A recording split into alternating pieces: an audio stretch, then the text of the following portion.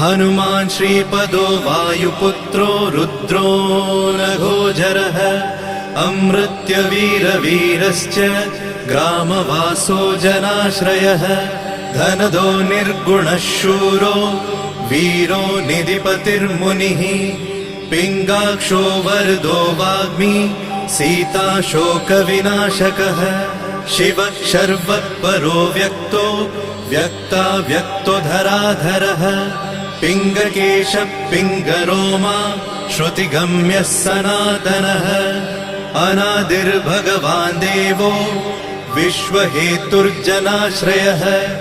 आरोग्यकर्ता विश्वेशो विश्वनाथो हरीश्वरः भर्गो रामो रामभक्तः कल्याणप्रकृतिस्थिरः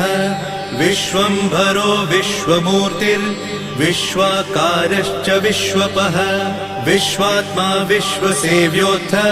विश्वो विश्वहरो रविः